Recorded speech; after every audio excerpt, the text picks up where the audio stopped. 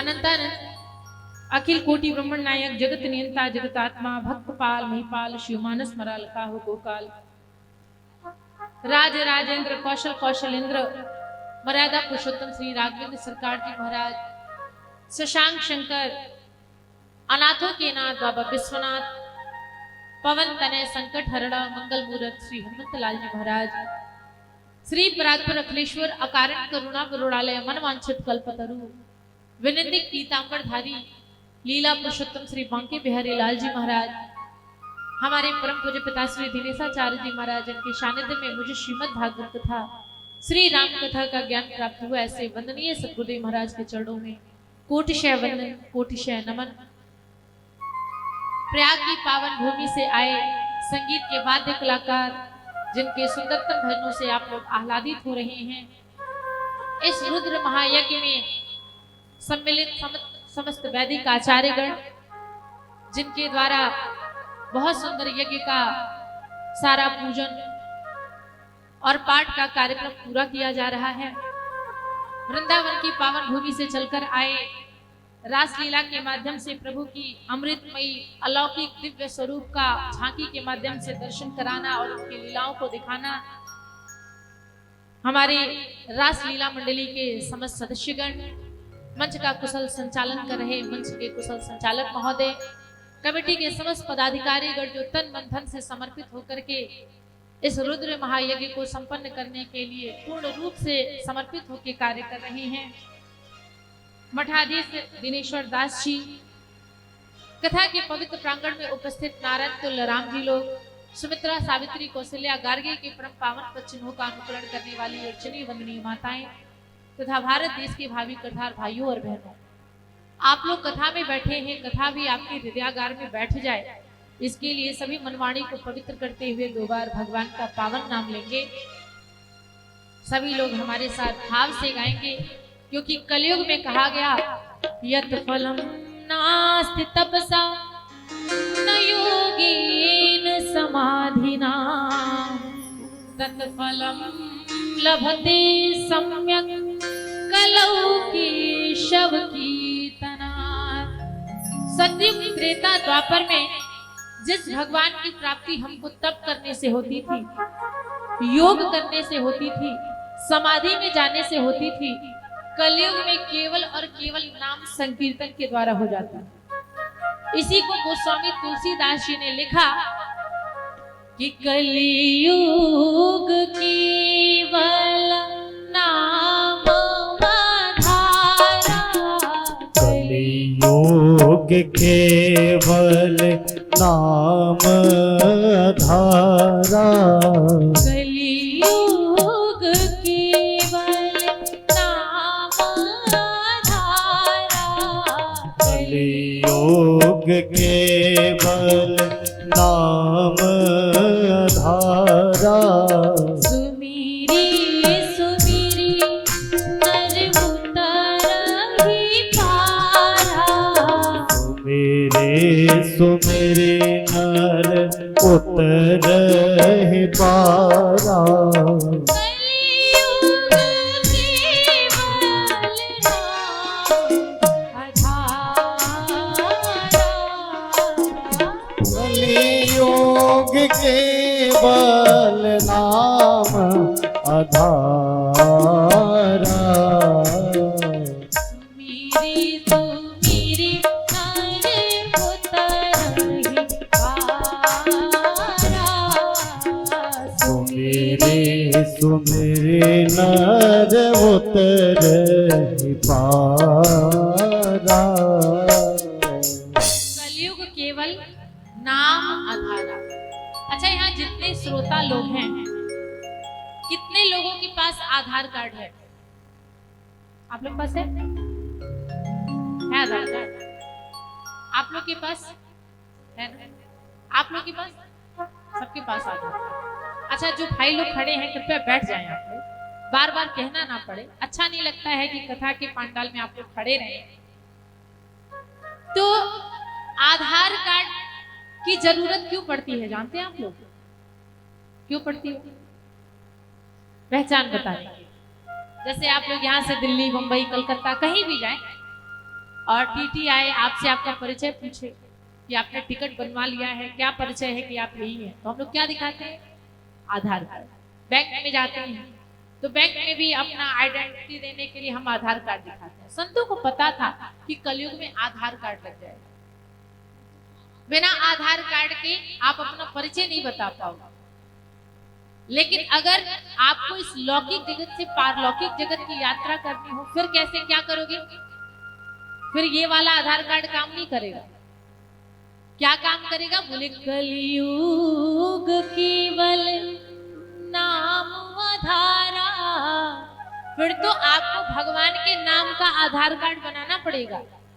जिसने जितना भगवान का नाम लिया है और जिसने भगवान के नाम का आधार कार्ड बनवा लिया है, वो क्या कर सकता है? बोले सुमिरी सुमिरी नर उतरही पारा। वो सुमिर करके, जप करके आसानी से पार उतर सकता है, उस पारलौकिक जगत की यात्रा कर सकता है। तो संतों को पता था, इसीलिए भाई हम लोग भी उस आधार की, बार बार आपका साउंड जो है भैया फ्लक्चुएट कर रहा है, कभी तेज कभी धीरे, थोड़ा इसको एक बार देख लीजिए। एक ही बार या तो कम ही कर दीजिए या तो ज्यादा ही कर दीजिए। बोलिए भक्तवत्सल भगवान की जय हो।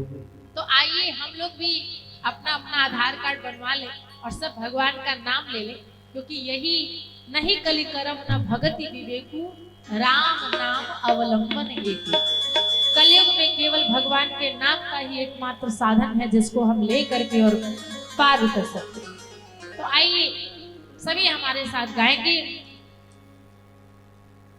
कि रघुनंदन राघव राम हरि सिया राम हरि सिया राम हरि राम हरे सिया राम हरे। रघुनंदन राघव राम हरि नंदन राघव राम हरे सिया राम हरि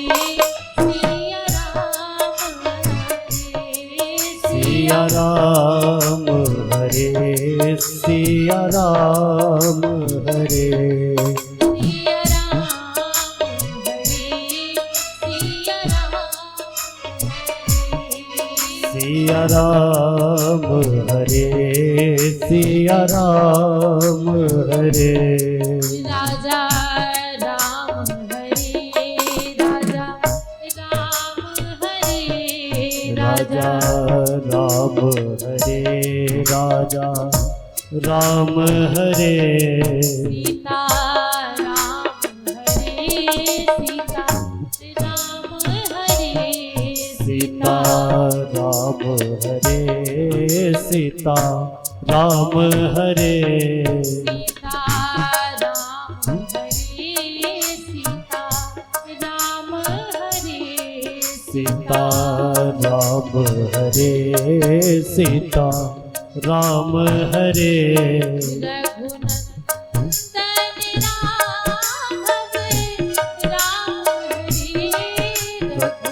रघुनंदन राघव राम हरे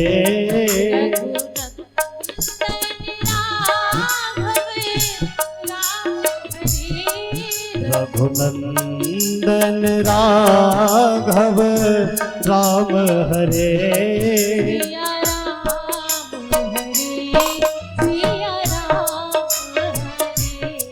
सिया राम हरे सिया राम हरे।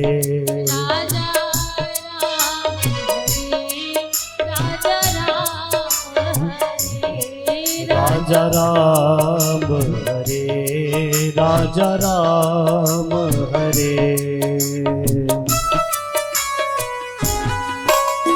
सभी कालियों की सेवा करते हैं।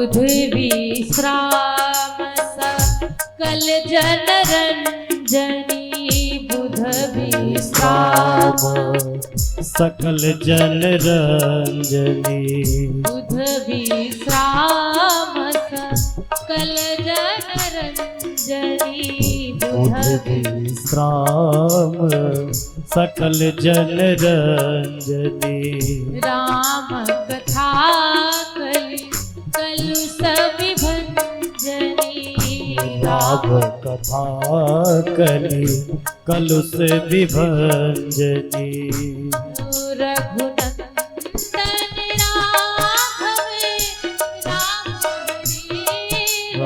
रघुनंदन राघव राम हरे सिया राम जय हो सीताराम हरे सिया राम हरे सिया राम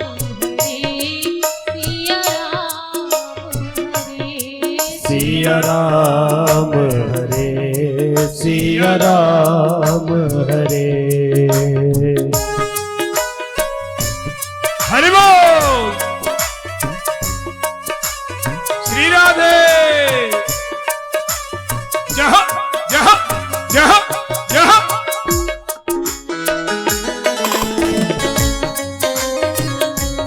दोनों हाथ की तालियों से स्वागत करते हुए क्या बात है झूमते हुए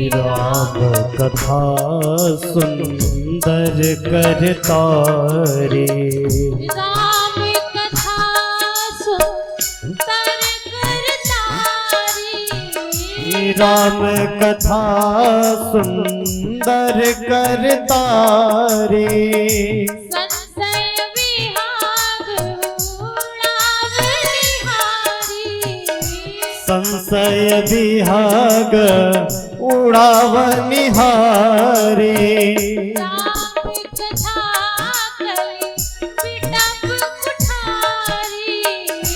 राम कथा कले बिटप कुठारी सादर सुनी राजकुमारी सादर सुनी राजकुमारी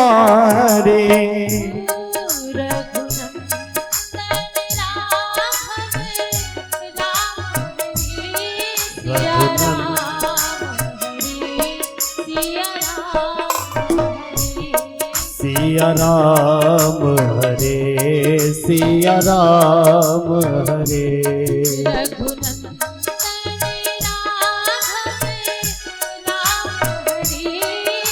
रघुनंदन राघव राम हरे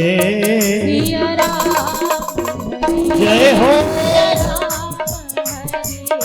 सिया राम हरे सिया राम हरे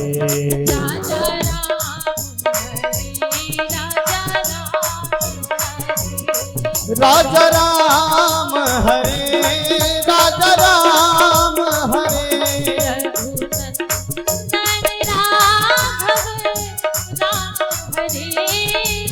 रघुनंदन राघव राम हरे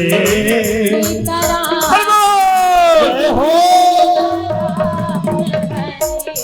सीताराम हरे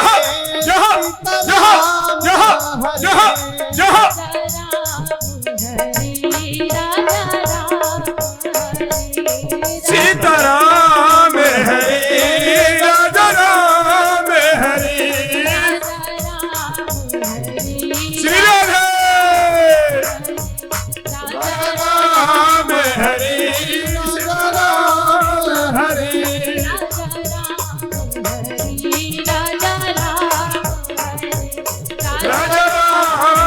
हरे राजा राम हरे। बोलिए राजा राम सरकार की जय हो भगवान की जय हो महाराज की जय हो यज्ञ की जय हो गुरुदेव भगवान की जय हो। जय श्री सीताराम। बड़ा ही आज शुभ अवसर और पावन धाम, पावन स्थान, और आज हमारा और आप सब लोगों का भाग्योदय हो गया है। क्यों? कहा गया है भाग्योदयेन बहुजन्म समरजितेन सतसंगमं च लभते पुरुषौ यदा वै। जब जन्म जन्मांतर कल्प कल्पांतर का पुण्य उदय होता है तो क्या होता है जानते हैं आप लोग? ए मैया जानती हैं आप लोग क्या होता है? हम लोग कहेंगे सिवान में बढ़िया 2 कट्ठा जमीन खरीदा जाए तो ही भाग्योदय है। घरे 4 पहिया गाड़ी खरीद के आ जाए तो ये भाग्योदय है। कहते हैं कि नहीं? बड़ा भाग्य से लड़का के सरकारी नौकरी लग गई, बड़ा भाग्य से 4 पहिया गाड़ी आ गई है। देखिए इसको आप लोग सुख कह सकते हैं, पर भाग्योदय किसे कहा गया है? शास्त्रों में पुराणों में आया भाग्योदयेन बहुजन्म समरजितेन।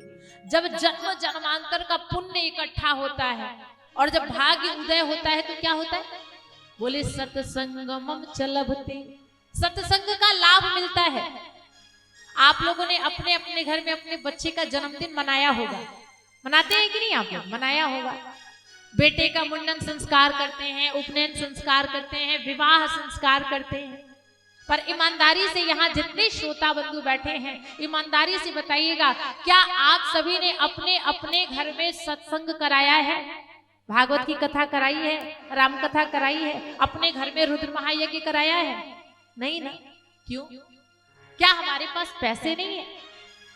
आपके इस पहाड़ पर, आपके इस स्थान पर एक से एक पैसे वाले होंगे, लेकिन अगर कोई चाहे कि केवल धन से कथा करा ले, धन से अपने घर में सत्संग करा ले, तो धन से नहीं हो सकता है। कई ऐसे लोगों को हम लोगों ने देखा है कि वो जा रहे थे दिल्ली, पता चला कि अरे गांव में पहाड़पुर मठ पे तो कथा होने वाली है, 5 साल में एक बार कथा होता है। तो जाते जाते सोचा चलो अब 9 दिन बाद ही जाऊंगा। और कई ऐसे ऐसे श्रोता होते हैं जिन्होंने पूरा अथक प्रयास किया 9 महीने तक कि हम पूरे कथा में लगे रहेंगे। कथा नजदीक आया, अटेंडम ऐसा कार्यक्रम बन गया कि उनको या तो दिल्ली जाना पड़ा, चाहे बंबई जाना पड़ा, चाहे उनको गुजर जाना पड़ा, कथा नहीं सुन पाते। ये तो भाग्योदय, बहुत जन्मों का पुण्य उदय होता है, भाग्य उदय होता है तो सत्संग का लाभ मिलता है। ये भी सत्संग बिना हरि कृपा के संभव नहीं है। मानस में गोस्वामी तुलसीदास जी ने लिखा कि बिनु सत्संग विवेक न होई, बिनु सत्संग विवेक न होई, राम कृपा बिनु सुलभ न सोई, राम कृपा बिनु सुलभ न सोई। बिना हरि कृपा के ये सत्संग का लाभ किसी को नहीं मिल सकता है। आप लोग देखिएगा, बहुत लोग ऐसे होते हैं जो आयोजन बना बना के थक जाते हैं लेकिन कथा नहीं करा पाता, और बहुत लोग होते हैं जिनका कोई प्रोग्राम नहीं था कथा में जाने का, लेकिन ऐसा अनायास भगवत कृपा हुई कि कथा में हम चले गए, यज्ञ में भाग लेंगे, कलश यात्रा में भाग लेंगे। ये सब ईश्वरी कृपा होती है। बिनु सत्संग विवेक न होई, और राम कृपा बिनु सुलभ न सोई। बिना हरि कृपा के ये सुलभ भी नहीं है। तो सत्संग में जाने का जो सबसे बड़ा लाभ होता है वो क्या होता है जानते हैं? यही लाभ होता है कि मोह मदांधकार नाशम, हमारे हृदय में जो नाना प्रकार के काम, क्रोध, लोभ, मोह, मद, मात्सर्य विकार हैं, सत्संग में जाने से ये विकार दूर हो जाते हैं, इनका नाश हो जाता है। और नाश होते ही क्या होता है, देखो भगवान को बड़ी इच्छा है कि वो जीव के पास आए। जैसे मैं आपके इस पहाड़पुर मठ पे आई तो समिति के लोग आयोजन करते हैं कि भाई देवी जी को बुलाना है तो कहाँ ठहराना होगा। पहले ठहराने की व्यवस्था लोग देते हैं कि भाई उनका कमरा खाली है कि नहीं, वो कलाकारों को रोक सकते हैं कि नहीं, रासलीला मंडली को रोक सकते हैं कि नहीं, दीदी को रोक सकते हैं कि नहीं। लोग देखते हैं भाई जिस अतिथि को ठहराना है कमरा भी तो खाली होना चाहिए, पता चले अपने रहने का ठिकाना नहीं तो लोगों को कहाँ ठहराए।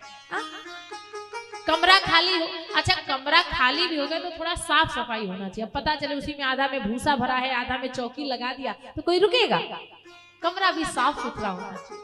तो ईश्वर को भी, भगवान को भी बड़ी इच्छा है कि जीव के हृदय में आए, पर भगवान बाहर से देखते हैं तो काम, क्रोध, लोभ, मोह, मद, मात्सर्य विकार, भगवान कहते हैं हाउसफुल। कैसे आए, नहीं आ सकते। तो भगवान क्या करते हैं कि भक्ति माता को भेज देते हैं। आप लोग जानती हैं कि माताओं को साफ सफाई करने बहुत अच्छे से आता है कि नहीं। आप लोग एक हफ्ते के लिए मायके जाइए और पतिदेव पे रसोई छोड़ करके जाइए, देखिए खूब बढ़िया चमका करके रसोई बेडरूम एकदम बढ़िया सजा वजा के जा रहे हैं। देखिए बहुत गंदा मत करिएगा, रसोई में चाय बनाइएगा लेकिन बर्तन मत जलाइएगा। पतिदेव पे आप एक बार गृहस्थी छोड़ करके जाओ, एक हफ्ते बाद लौट करके आओगी तो जो घर की दशा देखने को मिलती है, माताएं एकदम तड़क भड़क जाती है। ऐसे ही घर छोड़ के गई थी, नाराज होती है क्यों? क्योंकि माताओं को स्वभावतः सफाई करने आता है कि नहीं। अब भाई कोई ना कर पाए तो अलग बात है, लेकिन इनके स्वभाव में होता है सफाई करना, झाड़ू लगाना, पोछा लगाना, बर्तन धुलना, कपड़े, ये स्वभावतः धो लेते हैं। तो भक्ति स्त्री है, भगवान क्या करते हैं, भक्ति माता को जीव के हृदय में भेज देते हैं। कहते जाओ, इसके घर में बहुत गंदगी भरी है, हृदय में बहुत गंदगी भरी है, तो झाड़ू पोछा लगा करके साफ सफाई करके काम, क्रोध, लोभ, मद, मात्सर्य विकार को हटा करके जब कमरा खाली कर देना तब मुझे बुला देना। तो भक्ति माता इन सब विकारों की सफाई करके और फिर भगवान को इशारा करती है, प्रभु अब आ जाएंगे, अब घर खाली हो गया। तो विधाय ही तदोदयते विवेक, सत्संग में जाने से विवेक जागृत हो जाता है। जैसे आप लोग मोबाइल चार्ज करते हैं ना, डिस्चार्ज हो जाए तो क्या होता है, बैटरी खत्म हो गया तो हम लोग ना किसी से संपर्क में आ सकते हैं, ना आप लोग मोबाइल का कुछ फंक्शन चला सकते हैं, तुरंत चार्ज की आवश्यकता होती है। इसी प्रकार हमें जो ये मनुष्य शरीर मिला है, आप लोग जो 5 साल पे चार्ज होते हैं, ये प्रत्येक वर्ष चार्ज हुआ करिए तो ज्यादा आप लोगों को बेनिफिट मिलेगा। 5 साल में आप लोग भूल जाते हैं कि कैसे वक्ता को रखना है, कैसे कथा का करना है, कैसे मंच पे आना है, जूता चप्पल पहन के आना है कि बिना चप्पले के आना है, पता ही नहीं चल पाता, भूल जाता है। तो प्रत्येक वर्ष इसको चार्ज करते रहने की आवश्यकता है ताकि बना रहे स्मरण में कि कैसे क्या करना है। तो बड़ा सुंदर यहाँ ये जो कथा हो रही है, ये बड़े ही पुण्य का प्रताप है। आज आप लोगों का पुण्य जागृत हो गया है। क्यों? जनता जिसको सेलेक्ट करती है वो जाकर के संसद भवन में बैठता है, और भगवान जिसको सेलेक्ट करते हैं वो आकर के सत्संग भवन में बैठता है। तो आप लोगों को किसी पब्लिक ने सेलेक्ट नहीं किया है, आप लोगों को स्वयं भगवान ठाकुर ने सेलेक्ट किया है कि आओ आकर के कथा पांडव तक बैठो। इसलिए आप सभी श्रोता बंधु आज ईश्वर कृपा के पात्र बन गए हैं। एक बात बताओ, आज तो हम लोग बहुत कथा नहीं करेंगे, थोड़ा ही समय है। पहले दिन की जो कथा होती है उसमें महात्म्य जान लेना चाहिए। महात्म्य की कथा होती है। महात्म्य जानते हैं क्या होता है? क्या होता है महात्म्य? महात्म्य मतलब होता है महत्व।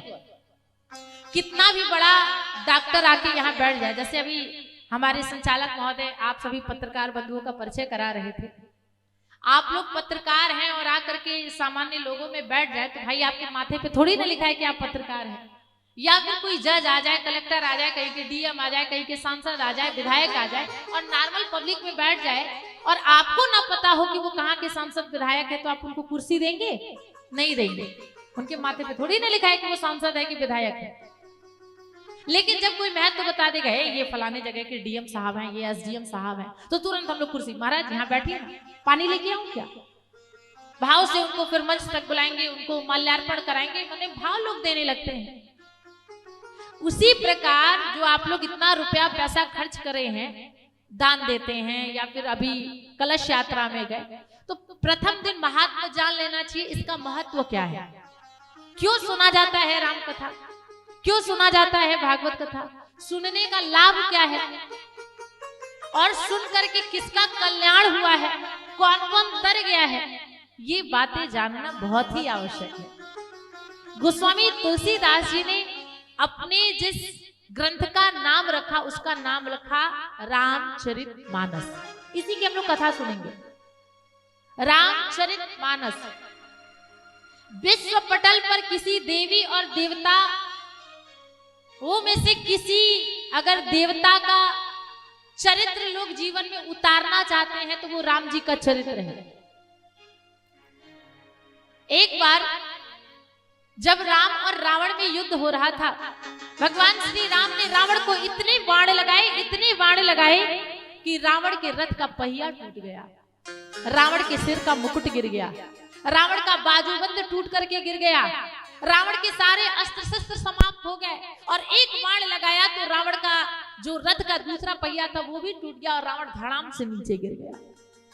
पूरे शरीर पे उसके बाण लगे हुए थे।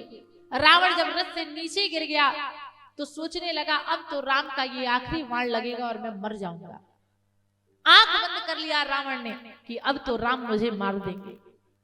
लेकिन जब 5 मिनट हुआ, 10 मिनट हुआ, 15 मिनट हुआ, कोई बाण न लगा रावण को, तो रावण ने धीरे से अपना आंख खोला। आंख खोला तो क्या देखा कि राम जी रावण के सन्मुख खड़े हैं।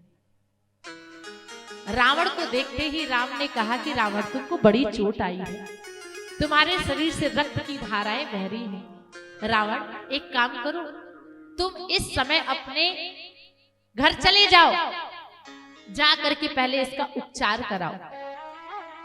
तुम्हारे शरीर में बड़ा छिद्र लगा हुआ है, बड़ा छिद्र, रक्त की धाराएं बह रही हैं, जाओ इस पे मलहम पट्टी कराओ, इस पे उपचार कराओ। और रावण जब तू स्वस्थ होकर के आएगा ना तो पुनः युद्ध होगा, तू बता देना कब से युद्ध करना है। सज्जनों, आज जब रावण घर लौट करके गया तो रात भर रावण को नींद नहीं आई। मध्य रात्रि में मंदोदरी जब उठी तो देखी कि रावण टहल रहा है। मंदोदरी ने जाकर के रावण से कहा कि नाथ क्या बात है, आज आपको नींद क्यों नहीं आ रही है, जख्म बहुत ज्यादा है, दर्द बहुत ज्यादा है क्या? रावण ने कहा कि मंदोदरी, मैंने सुना है कि संसार की सभी माताएं कहती हैं, सभी पिता कहते हैं कि पुत्र हो तो राम की तरह, क्या ये बात सत्य है? मंदोदरी ने कहा हाँ नाथ, बिल्कुल सत्य सुना है, हर माँ हर पिता कहता है कि बेटा हो तो राम की तरह। रावण ने कहा मंदोदरी, मैंने ये भी सुना है कि संसार की सारी सौभाग्यवती स्त्रियां कहती हैं कि पति हो तो राम की तरह। मंदोदरी ने कहा हाँ सरकार, बिल्कुल सत्य सुना है, संसार की सभी सुहागिन स्त्रियां कहती हैं कि पति हो तो राम की तरह। रावण ने कहा कि देवी, मैंने ये भी सुना है कि संसार के हर एक भाई कहते हैं कि भाई हो तो राम की तरह। मंदोदरी ने कहा बिल्कुल सत्य सुना है, भाई हो तो राम की तरह। रावण ने कहा मैंने ये भी सुना है दुनिया के लोग कहते हैं मित्र हो तो राम की तरह। कहा नाथ, बिल्कुल सत्य सुना है, मित्र हो तो राम की तरह। कहा दुनिया के लोग कहते हैं राजा हो तो राम की तरह। मंदोदरी ने कहा सरकार, बिल्कुल सत्य सुना है कि राजा हो तो राम की तरह। रावण ने कहा मंदोदरी, दुनिया के लोग कहते हैं बेटा हो तो राम की तरह, भाई हो तो राम की तरह, मित्र हो तो राम की तरह, पुत्र हो तो राम की तरह, राजा हो तो राम की तरह। और आज राम का शत्रु ये रावण कह रहा है कि शत्रु भी हो तो राम की तरह, अन्यथा शत्रु भी राम। तो बैरी हूँ राम बड़ाई करे, शत्रु भी राम के चरित्र की प्रशंसा करता है। राम जी का चरित्र ऐसा है, कोई ऐसा धर्म नहीं है, कोई ऐसा मजहब नहीं है कि राम के चरित्र को अपनाए बिना उसका जीवन सुंदर बन जाए। भाई भाई अगर राम की तरह हो जाए, बेटा अगर राम की तरह हो जाए, पिता अगर राम की तरह हो जाए, अगर भाई राम की तरह हो जाए, मित्र राम की तरह हो जाए, राजा राम की तरह हो जाए, पति राम की तरह हो जाए तो हमें लगता है राम राज्य स्थापित होने में कोई विडंबना नहीं है, कहीं देर नहीं है। राम जी का चरित्र ऐसा है, इसीलिए लिखा राम, बीच में रखा चरित्र को। चरित्र जानते हैं, कहते हैं wealth is lost, nothing is lost, health is lost, something is lost, if character is lost then everything is lost. यदि आपका धन गया तो समझिए कुछ नहीं गया, गया फिर चले आएगा। यदि आपका स्वास्थ्य गया, दोनों किडनी डैमेज हो गया या फिर आंत निकाल लिया गया, फेफड़ा खराब हो गया, तो समझिए कुछ गया है। लेकिन यदि आपका चरित्र चला गया तो समझिए सब कुछ चला गया। इसीलिए राम चरित्र, और फिर रखा मानस। मानस का जानते हैं, मानस माने होता है सरोवर। गोस्वामी जी से किसी ने पूछा कि इतने सारे रामायण है, चंपू रामायण है, कंब रामायण है, वाल्मीकि रामायण है, आध्यात्म रामायण है, तो आपने अपने इस ग्रंथ का नाम रामायण क्यों नहीं रखा? तुलसीकृत रामायण कर देते, रामचरित मानस क्यों रखा? मानस की क्या आवश्यकता है? गोस्वामी जी ने कहा देखो, मानस रखने का मेरा तात्पर्य है रामायण। रामायण का अर्थ जानते हैं, राम प्लस अयन। अयन कहते हैं मकान को, माने राम जी का अयन, राम जी का मंदिर। मंदिर में हम लोग कब जाते हैं? बोले जब नहा धो ले, जब शुद्ध हो जाए तो शुद्ध होकर के हम लोग मंदिर में जाते हैं, जाते हैं ना। अच्छा, हम लोग को अगर किसी सरोवर में जाना हो तो वहां शुद्ध होके जाने की आवश्यकता है कि शुद्ध होने के लिए जाने की आवश्यकता है? वहां आपको जरूरी नहीं कि आप नहा धो करके जाइए। अगर कहीं सरोवर है, कहीं पानी है, तो व्यक्ति क्या करता है? कपड़ा निकालता है, सोचता है थोड़ा डुबकी लगा लूं, नहा लूं, स्वच्छ हो जाऊं। गोस्वामी जी कहते हैं भाई, मैंने अपने ग्रंथ का नाम मानस इसलिए रखा कि रामायण में कौन प्रवेश करे? बोले जिसका हृदय, जिसका विचार, जिसका जीवन शुद्ध हो गया हो वो तो रामायण में प्रवेश करे। पर जो अपने जीवन को शुद्ध बनाना चाहता हो, सुंदर बनाना चाहता हो, वो रामचरितमानस की ज्ञान गंगा में गोता लगाए। इसलिए मैंने इसका नाम रामचरितमानस रखा। दूसरी बात, इसको गोस्वामी जी ने चौपाइयों में लिखा है। चौपाई का जानते हैं? अच्छा, चारपाई तो जानते होंगे, जानते हैं चारपाई? सबके घरों में चारपाई, पहले तो और होता था, अब तो लोग बेड, चौकी, फिर भी उसमें चारपाई की आवश्यकता होती है ना। आप लोग चारपाई का एक पाया खींचेंगे तो चारपाई खींचेगी कि नहीं खींचेगी? खींच जाएगी। कोई एक पाया पकड़ के खींचेंगे, चारपाई खींची चली आएगी। इसी प्रकार गोस्वामी तुलसीदास जी ने ये जो रामचरितमानस जो चौपाइयों में लिखा है, प्रत्येक चौपाई रकार और मकार से बना हुआ है। प्रत्येक चौपाई को आप पढ़ करके देखिएगा, उसमें रकार और मकार जरूर है। माने किसी एक चौपाई को पकड़ करके खींचेंगे और राम जी खींचे खींचे चले आएंगे। कहते हैं कि इस रामायण को सुनकर के कौन पवित्र हो गया? गोस्वामी जी ने कहा कौन की तो बात छोड़ दो, अरे कौन पवित्र नहीं हुआ पहले ये बताओ। पाई न के ही गति पतित पावन, राम भज सुनु सठ मना, गनिका अजामिल व्याध गीध, गजाधि घन तारे घना। लोग कहते हैं कौन तरा, गोस्वामी जी कहते हैं कौन की बात छोड़ दो, कौन नहीं तरा पहले ये तो बताओ। पाई न के गति पतित पावन, राम बज सुनु सठ मना, गणिका तर गई, अजामिल तर गया। राम जी ने कितनों को तारा ये तो अलग विषय है, पर राम का नाम लेकर के कितने तर गए इसको भी तो जरा देखिए। राम जी का नाम लेके कितने पार हो गए। तो सज्जनों, ये बड़ा सुंदर आप लोग के जीवन में शुभ अवसर आया है, इसको बड़ा भाग्य समझना चाहिए। प्रभु इतनी कृपा किया है कि अवलौ न सानी अवना न सही हो। अब तक तो घर, पता है हमें ये जो मनुष्य शरीर प्राप्त हुआ है, मनुष्य शरीर प्राप्त करके भी जो उस परम तत्व से नहीं जुड़ता है, उस भगवत चरणारविंद से नहीं जुड़ता, तो चार नर पशु इसकी बड़ाई करते हैं। स्विट वरा होष्ठ खरे सुतः पुरुषः पशु। सबसे पहला प्रशंसक होता है कुत्ता। अपने मन से मैं कुछ भी नहीं कहती। सबसे पहला प्रशंसक होता है कुत्ता। कुत्ता कब प्रशंसा करता है? आप लोग देखिएगा, कई घरों में छोटी छोटी बातों पे बच्चों के बीच में झगड़ा होता है और माँ बाप लड़ जाते हैं। देवरानी कहती है जेठानी से कि आप अपने बच्चे को संभाल लीजिए, आपके बच्चे ने मेरे बच्चे को मारा। और जेठानी कहती है तुम अपने बच्चे को संभालो, तुम्हारा बच्चा ऐसा गाली गलौज करता है, मेरे बच्चे को बिगाड़ दिया है। बच्चों की लड़ाइयों पे घरों घरों में फूट हो जाता है, अड़ोसी पड़ोसी में झगड़ा हो जाता है। अच्छा, बच्चे लड़के फिर एक हो जाएंगे, लेकिन आपका मनमुटाव कभी खत्म नहीं होगा। होता है कि नहीं? तो जब छोटे छोटे बातों पे घरों में झगड़ा होने लगे, केवल बच्चों पे ही नहीं, भोजन बनाने के लिए, झाड़ू लगाने के लिए, पोछा लगाने के लिए, पैसे के लेन देन में छोटी छोटी बातों पे जब झगड़ा होने लगता है तो लोग लड़ करके क्या करते हैं, सब नाराज हो जाते हैं घर के सदस्य। और जो सुबह का भोजन बना था कोई भोजन किया नहीं तो फेंक देते हैं। तो कुत्ते खा करके कहते हैं हे प्रभु आनंद दाता ज्ञान इनको दीजिए। ऐसे ही ये लड़ते रहे, मरते रहे और अपने घर का भोजन फेंकते रहे और हम खा खा मस्त होते रहे।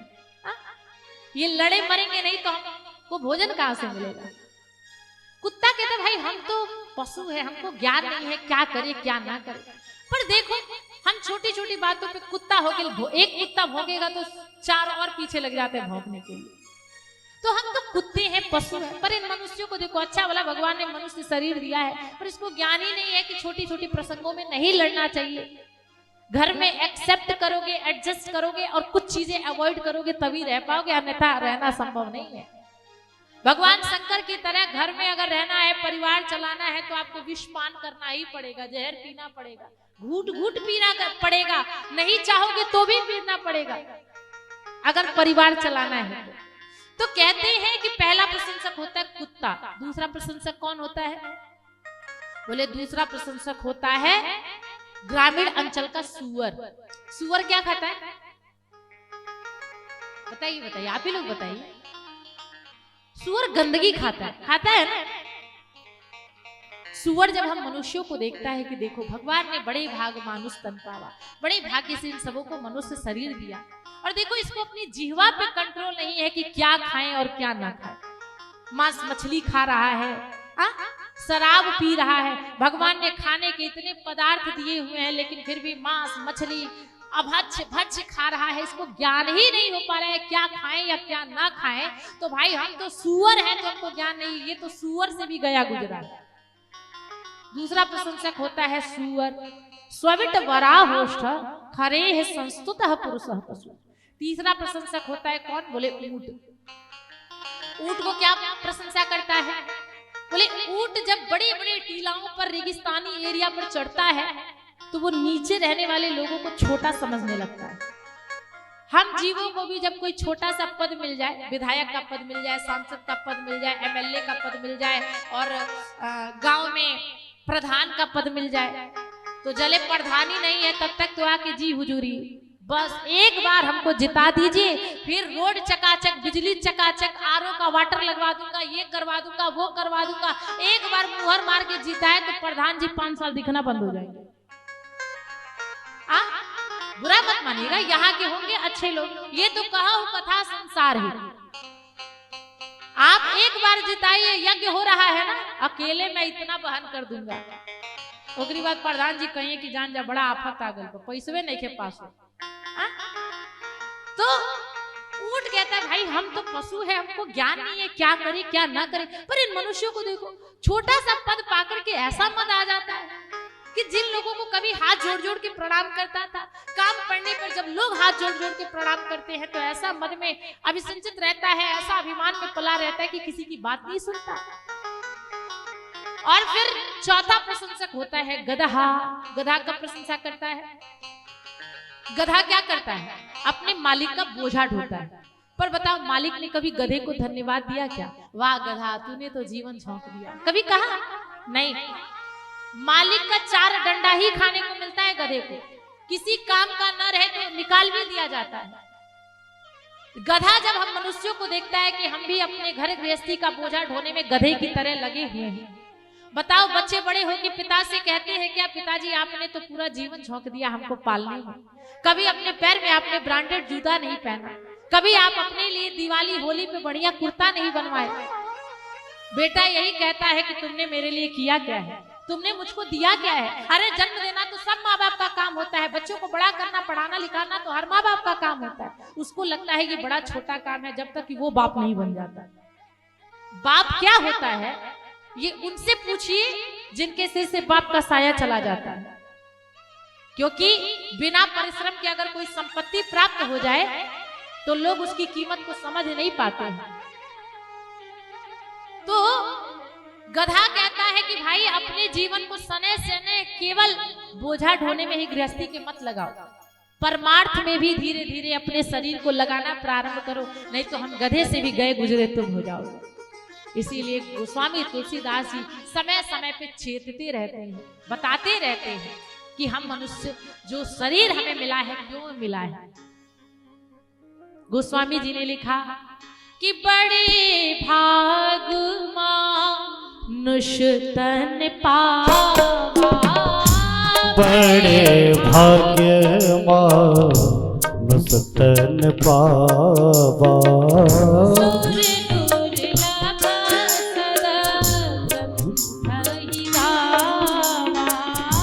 सुर दुर्लभ सद ग्रंथ गावा। क्या कहा? बड़े भाग मानुष तन पावा। ये नहीं कहा बड़े भाग कुत्ता तन पावा, गधा तन पावा, ऊंट तन पावा, कबूतर तन पावा, नहीं कहा। बड़े भाग मानुष तन पावा। एक बार उन भगवान की कृपा को गिन करके देखिएगा कि कितनी कृपा की है। सबको यही गिला है कि बहुत कम मिला है, पर जितना तुमको मिला है उतना कितनों को मिला है। कभी ये भी सोच करके देखिएगा कि भगवान ने जितना हमको दिया उतना कितनों को दिया है। तो सज्जनों, गोस्वामी जी ने बड़ा सुंदर ये धर्म जिसपे हम लोग 9 दिनों तक चर्चा करेंगे, जानेंगे। सबसे पहले गोस्वामी तुलसीदास जी जो श्लोक लिखते हैं, वर्णानाम अर्थ संघानाम रसानाम छंद सामपि मंगलानाम चकर्तारु वंदे वाणी विनायको। वर्ण और नाम अर्थ संघ का जो समूह है, रस छंद का जो समूह है, और जो मंगल के कर्ता है। मंगल के कर्ता कौन है? भगवान गणेश। और वाणी की जो देवी है, वाणी की देवी कौन है? सरस्वती जी। मैं उनको बारंबार प्रणाम करता हूँ, लेकिन सबसे पहले नाम लिया वंदे वाणी विनायको। वाणी की देवी कौन है? सरस्वती। और मंगल के कर्ता कौन है? बोले गणेश भगवान। तो हम लोग किसी पूजा में सबसे पहले किसको याद करते हैं? गणेश भगवान को। लेकिन यहाँ सरस्वती जी को प्रणाम किया। किसी ने गोस्वामी जी से कहा, बाबा ये आप उल्टा क्रम क्यों कर रहे हो? पहले आप सरस्वती माँ को प्रणाम कर रहे हो, फिर गणेश भगवान को। तो गोस्वामी जी ने कहा, भाई गणेश जी प्रथम पूज्य है, ये मुझे किसकी कृपा से ज्ञान हुआ? माँ सरस्वती की कृपा से। इसलिए मैं माँ सरस्वती को प्रणाम करता हूँ। और गणेश जी को क्यों प्रणाम करना?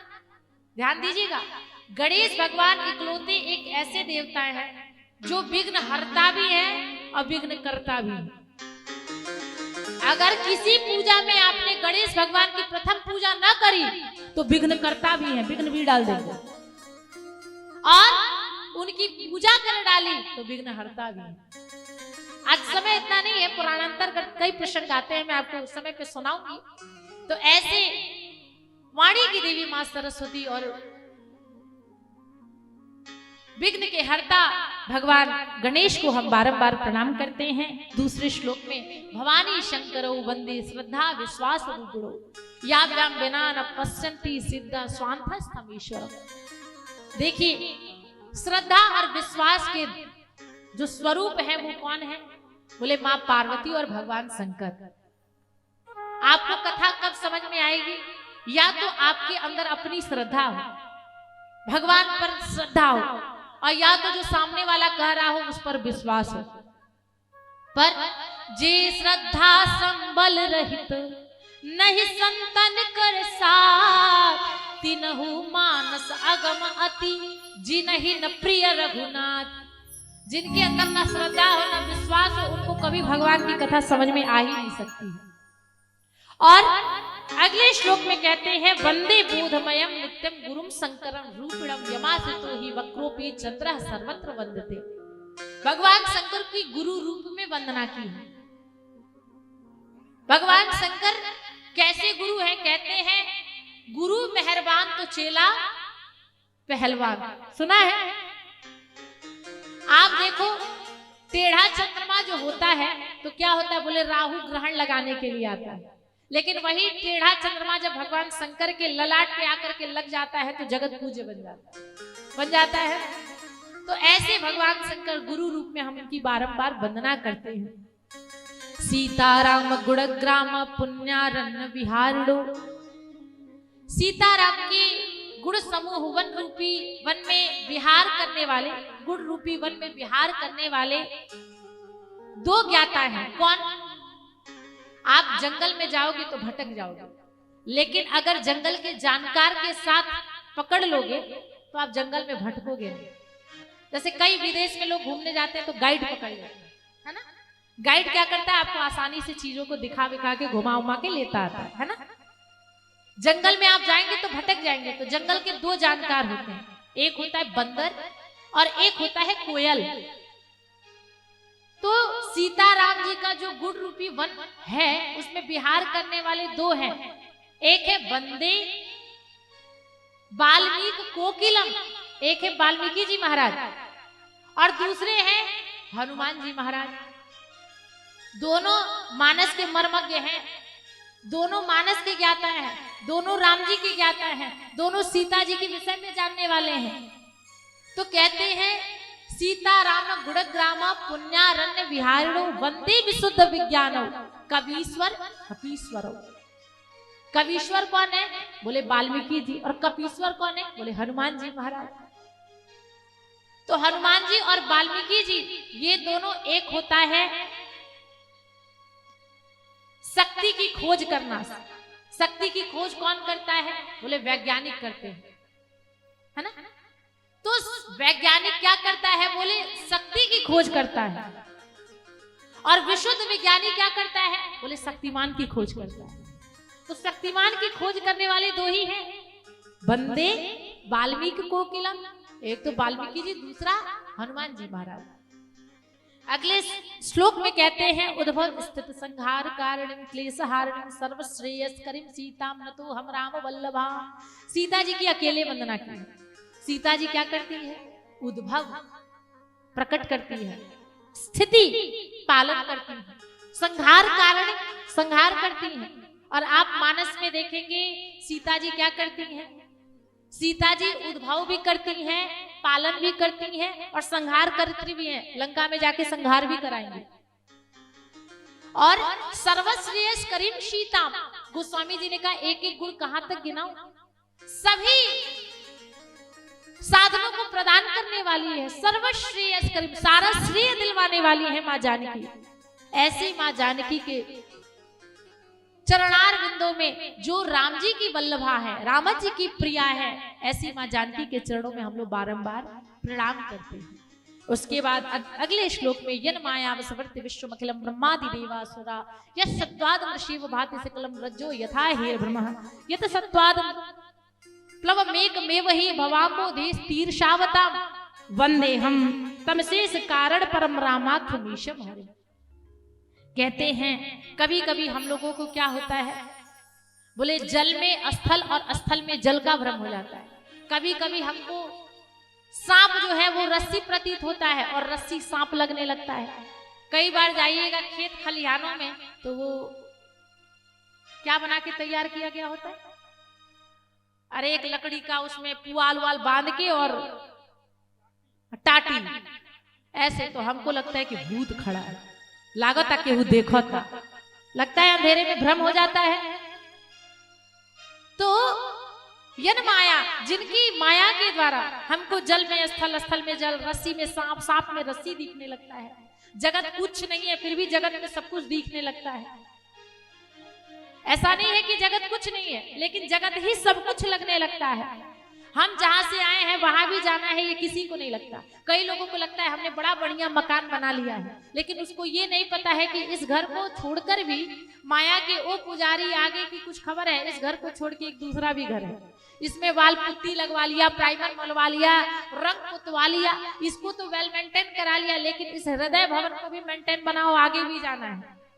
अगर लेके जाना होता तो दादा परदादा कितने छोड़ के चले गए, वो लेके ना चले गए होते।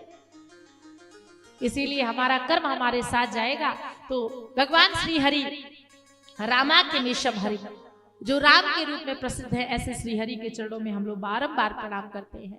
गोस्वामी जी ने क्या लिखा है, बोले नाना पुराण निगम आग सम्मतम, नाना पुराणों की कथा, निगम वेदों की कथा, आगम शास्त्रों की कथा, कुछ और अपने मत से भी कुछ डाला है।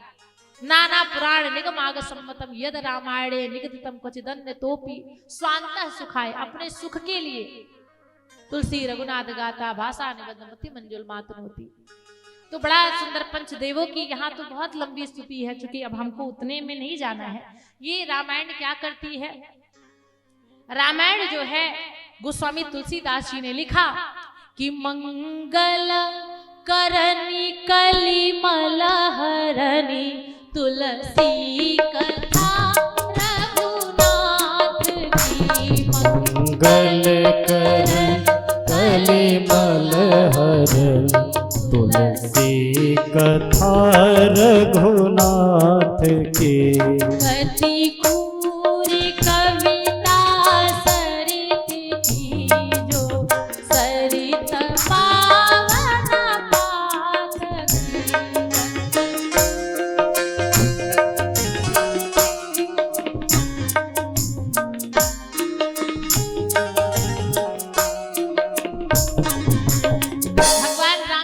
पाठ क्या करती है, बोले भगवान राम की कथा जो है मंगल करण कलिमल हरण। अच्छा आप लोग देखिएगा, गोस्वामी जी ने इसको बड़ा सरल और सहज लिखने का प्रयत्न किया। कठिन तो इतना है कि बड़े बड़े वैज्ञानिक इसमें गोता लगाते हैं, पीएचडी करते हैं और डिलीट करते हैं, काशी में जाकर के देखिएगा। गूढ़ इतना है रामचरितमानस, पर आसान इतना है कि गांव का एक किसान भी कहता है का वर्षा जब कृषि सुखाने समय चूक पुनि का पछताना, कहता है। या फिर लोग जब बहुत थक जाते हैं, प्रयत्न करने के बाद भी कुछ हासिल नहीं होता है, तो क्या कहते हैं, होई है सोई जो राम रचि राखा को करी तर्क बढ़ा वैसा। अरे वही होगा जो राम जी का, छोड़ो इन सब बकवास। सुना है, या फिर कुछ भी ना सुना होगा तो प्रत्येक सनातनी के मुंह से इतना तो जरूर सुना होगा कि मंगल भवन मंगल हारी, मंगल भवन अमंगल हारी, द्रवहु सो दशरथ वजीर बिहारी, द्रवहु सो दशरथ वजीर बिहारी। कोई ऐसा सनातनी नहीं होगा जिसको ये चौपाई ना याद। इसीलिए गोस्वामी जी ने इसको बड़ा सरल और सहज कर दिया कि जन जन की ये राम कथा बन जाए, जन जन के राम बन जाए, अपने अपने राम बन जाए, सबके राम बन जाए। और अब तो भाई राम जी के विषय में क्या ही कहना, वस्तुतः जन जन के राम तो अब बने हैं। अब लोगों ने वस्तुतः जाना कि राम क्या है, राम कौन है। जब हमारे अयोध्या में राम लला प्रतिष्ठित हुए, स्थापित हुई उनकी मूर्ति, तो जन जन में पता चला कि राम क्या है, राम कौन है, किसने क्या किया। 500 वर्षों का जो इंतजार था वो खत्म हुआ। लोगों ने जाना कि राम क्या है, बच्चा बच्चा जाना कि राम क्या है। और हम लोग बड़े सौभाग्यशाली हैं कि हमारे जो पुरखा पुरनिया थे वो इस भव्य दिव्य रूप को देखने के लिए, रामलला के मंदिर को देखने के लिए तरस गए और गुजर गए। लेकिन हम लोग सौभाग्यशाली हैं कि हम लोग इस युग में हैं कि रामलला को मंदिर में प्रतिष्ठित होते हम लोग देख पाए, बड़े सौभाग्यशाली हैं। तो क्या करता है ये राम कथा, बोले हमें निज धर्म पर चलना सिखाती रोज रामायण, धर्म पर चलना सिखाती रोज रामायण। सदा शुभ आचरण करना बताती रोज रामायण। सदा शुभ आचरण करना सभी लोग कहेंगे। बताती रोज रामायण।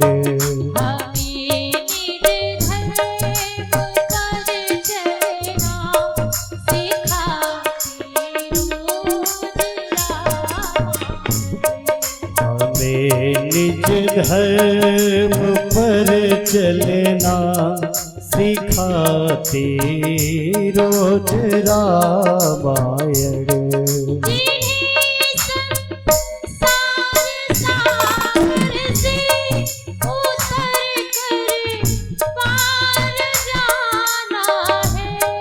जिन्हें संसार सागर से उतर कर पार जाना है।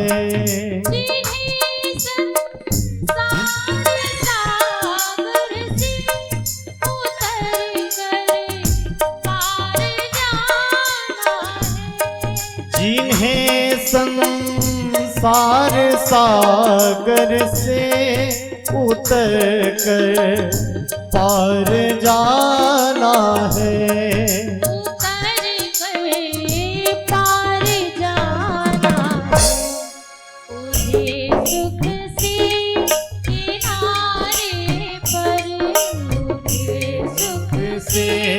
किनारे पर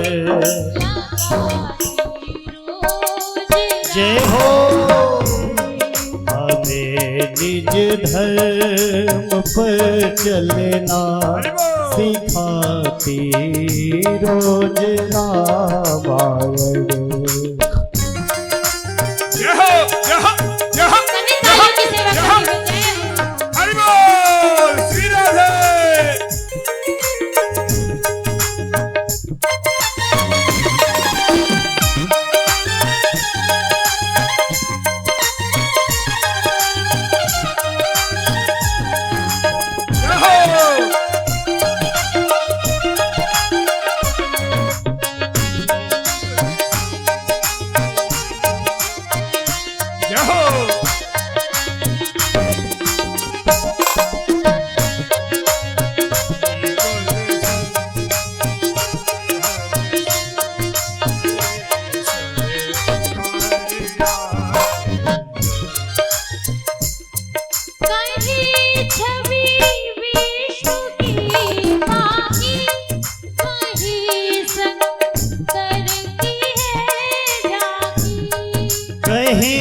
छवि विष्णु की पाके कहीं शंकर की है झांकी।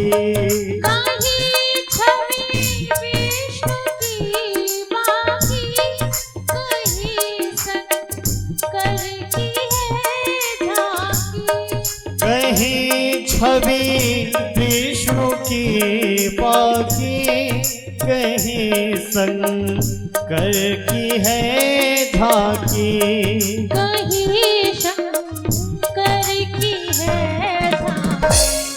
हृदय आनंद झूले पर। हृदय आनंद झूले पर। हृदय आनंद झूले पर झूलाती रोज झांकी झूले पर झूलाती रोज रामायण।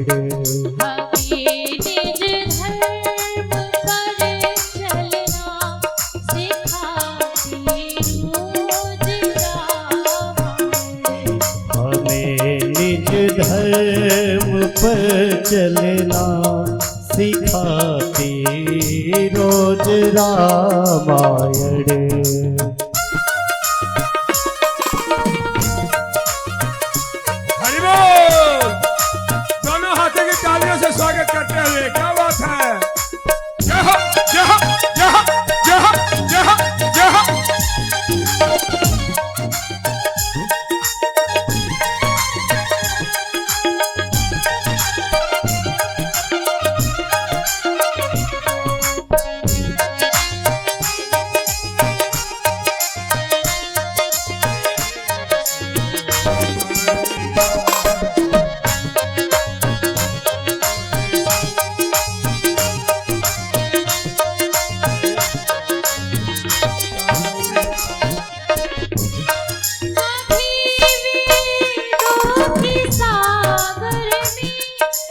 गीता की गंगा में, कभी वेदों के साए में, कभी गीता के राहे में, कभी वेदों के सागर में, कभी गीता की गंगा में, कभी वेदों के सागर में, कभी गीता के गंगा में, कभी गीता की गंगा में, कभी रस बिंदु में मन को, कभी रस बिंद में मन को, कभी रस बिंदु में मन को डुबाती रोज रामायण, कभी रस बिंद में मन के डुबाती रोज रामायण। अभी निज धर्म पर चलना सिखाती रोज रामायण, हमें निज धर्म पर चलना सिखाती रोज रामायण। बताती रोज रामायण, बताती रोज रामायण, सिखाती रोज रामायण, सिखाती रोज रामायण। बोलिए भक्तवत्सल भगवान की जय। रामायण यही कर। और इस प्रकार से गोस्वामी तुलसीदास जी ने पंचदेवों की उपासना के बाद गुरु की महिमा बताई। गुरु क्या होता है? बोले गुरु बिन भवनिधि तरह न कोई, जो बिरंच शंकर सम हुई। बिना गुरु के ज्ञान नहीं हो सकता। गुरु जानते हैं किसको कहते हैं? गु मने होता है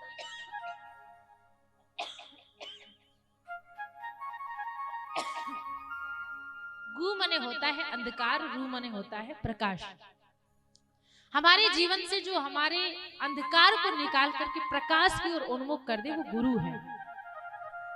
जीवन में आध्यात्म की ओर हम प्रेरित हो जाए, जो हमें आध्यात्म की ओर लगा दे, वो गुरु है।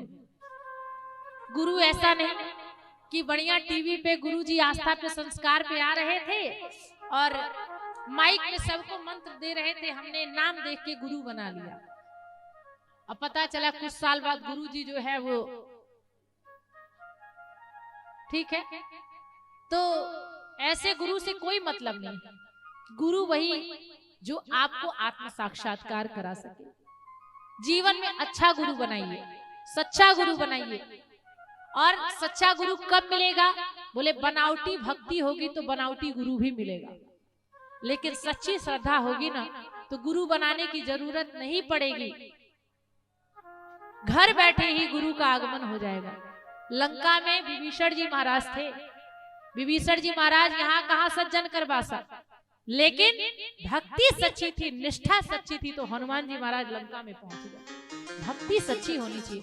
बनावटी भक्ति होगी तो हमें बनावटी कोई गुरु भी मिल जाएगा। कहते हैं लोभी गुरु लालची चेला, होवे नरक में ठेलम ठेला। तो गुरु जीवन में अच्छा बनाइएगा, जो कल्याण करा सके, आपको धर्म मार्ग की ओर लगा सके।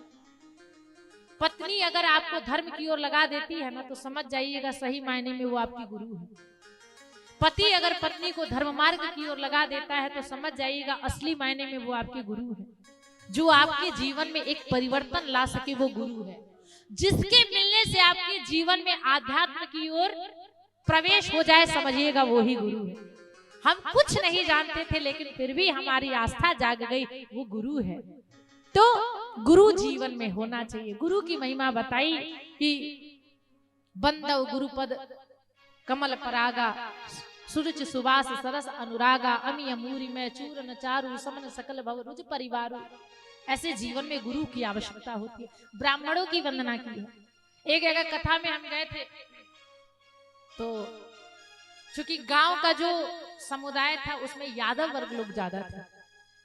कहने का तात्पर्य है, जब मैं ब्राह्मण की महिमा गा रही थी कि ब्राह्मण क्या होता है, किस तरीके। तो उन्होंने हमसे पूछा, दीदी ब्राह्मण चाहे कैसा भी हो फिर भी ब्राह्मण पूजनीय होता है? हमने कहा आग चाहे कैसी भी हो, जाओगे तो छुओगे तो जलोगे ही। आग जो है वो ये थोड़ी ना देखेगा कि ये बच्चा है कि ये बूढ़ा है कि ये ज्ञानी है कि ये अज्ञानी है कि ये मूर्ख है कि ये पागल है, ये थोड़ी ना देखेगा। आग के पास जाओगे तो आग जलाने का ही काम करेगा। तो ब्राह्मण जो होता है इनको देखिए, घर में अगर बड़ा भाई है, आप धन से बड़े बन जाओगे, आप धन से बड़े बनोगे बड़े भाई से, लेकिन भगवान ने उनको बड़ा बना के ही भेजा है। वो बड़ा भाई ही रहेगा कितना भी धन से आप बड़े बन जाओ। तो भगवान ने ब्राह्मण को बना के ही भेजा है कि भाई ये ब्राह्मण मुखमासी भगवान के मुख से प्रकट हुआ है। तो इसमें बड़े छोटे का अंतर ये नहीं है कि इनको हम माने कि न माने। आप ब्राह्मणों का आदर करिए, उनका कार्य कैसा है ये भगवान दंडित करेंगे। आप दंड देने के विधान के अधिकारी नहीं है। दंड सरकार देगी, दंड विधान भगवान देंगे, हम नहीं दे सकते। इसलिए ब्राह्मणों की वंदना की है, गोस्वामी जी ने की है, संतों की वंदना की है। जीवन में संत का होना कितना पारस मणि के मिलने से कम नहीं होता है, क्योंकि प्रथम भगति संतन कर संगा। नवधा भक्ति में पहली भक्ति बताई गई संतों का संग कर लीजिए। उसके बाद जो है साधु की महिमा बताई। उसके बाद गोस्वामी तुलसीदास जी बताते हैं अयोध्या की महिमा। अयोध्या क्या है? भगवान राम को बंदव अवधपुरी अति पावन, सरजू सरी कली कलुष न सावन। भगवान कहते हैं अति प्रिय मोही यहाँ के वासी, मुझे अयोध्या वासी बहुत प्रिय है। और एक बात बता दूं आप लोगों को, आप लोग इस भ्रम में मत रहिएगा कि हमारा जन्म तो अयोध्या में नहीं हुआ है तो हम अयोध्या वासी कैसे हुए। मानव मात्र की अगर कोई नगरी है तो वो अयोध्या है। मनु जी महाराज ने सबसे पहले अगर कोई नगरी बसाई है तो अयोध्या। सप्तपुरियों में सबसे पहला नाम आता है अयोध्या का। अयोध्या अयोध्या का आता है, इसीलिए सबकी नगरी क्या है? अयोध्या। तो इसलिए हम सबकी जो प्रथम नगरी मानी जाए तो क्या है? अयोध्या। इसीलिए हम लोग भी भाई अवधवासी ही, अवधवासी ही कहे जाएंगे। तो आप लोग अयोध्या गए हैं कि नहीं? वाह, आपका तो बड़ा सौभाग्य है। और आप सच में धर्म मार्ग से जुड़े भी रहते हैं। हमारे मंच संचालक महोदय, इनसे तो हमारा रहता है कनेक्ट। आप लोग अयोध्या गए हैं कि नहीं? हाथ उठाइए। गए हैं? जितने लोग नहीं गए हैं आइए हम आप लोग को मानसिक रूप से अयोध्या ले चलते हैं। अरे ले चल अपनी, क्योंकि हमारे रामलीला रासलीला का भी समय हो चुका है और किसी के समय का अतिक्रमण नहीं करना चाहिए कि अब हमें मिला हुआ है, इसलिए ध्यान देते हुए बस 2 मिनट में हम लोग अयोध्या चले। कल से हम लोग विस्तृत रूप से 6 बजे आप लोग उपस्थित हो जाए, क्योंकि मुझे जो समय मिलता है यहाँ बहुत कम समय मिलता है। 7 बजे 7:30 तो बजा देते हैं आप लोग आते आते। ये चले कि अब खानवा बन गल, सब्जियां बन गल, रोटियां ताइयों को बना लिया थी। तो भाई समय का आप लोग भी ध्यान देंगे। अगर श्रोता है तो वक्ता भी वक्ता होता है, और श्रोता सोता है तो वक्ता भी बकता है। ठीक है, इसीलिए सभी लोग चलेंगे। अरे ले चल अपनी नागरिया, अवध बिहारी सांवरिया, अवध बिहारी सांवरिया। ले चल अपनी नागरिया, ले चल अपनी नागरिया,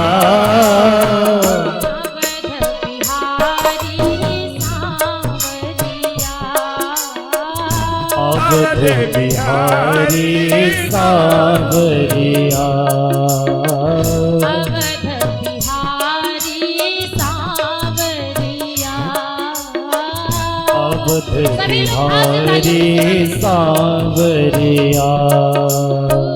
सरजू के तीर अयोध्या नगरी, सरजू के तीर अयोध्या नगरी, सरजू के तीर अयोध्या नगरी, सरजू के तीर अयोध्या नगरी। संत भरे जहाँ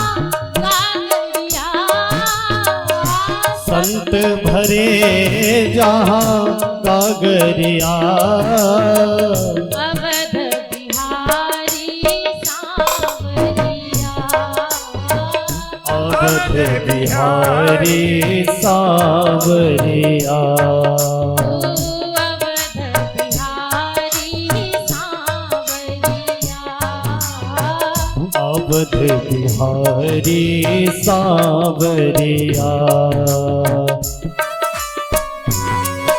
राजा राम सरकार की जय हो धाम की जय हो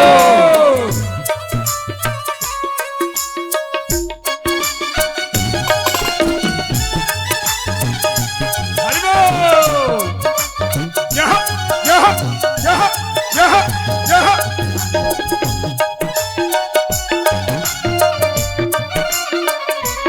श्री राधे हरिया अवध बिहारी सांवरिया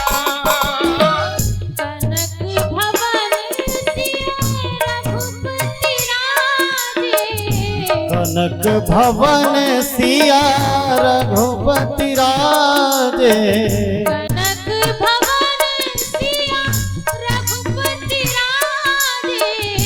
कनक भवन सिया रघुपति राजे चरण में अंजनी लाल विराजे चरण में अंजनी लाल विराजे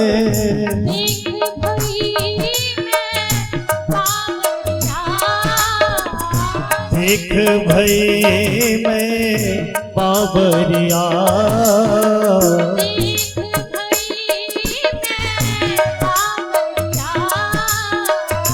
देख भई मैं बाबरिया अवध बिहारी जय हो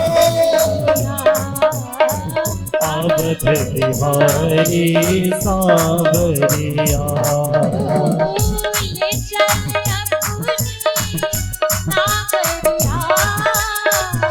ले चल अपनी नागरिया जय हो ले चल अपनी नागरिया अवध श्री राम अवध बिहारी सांवरिया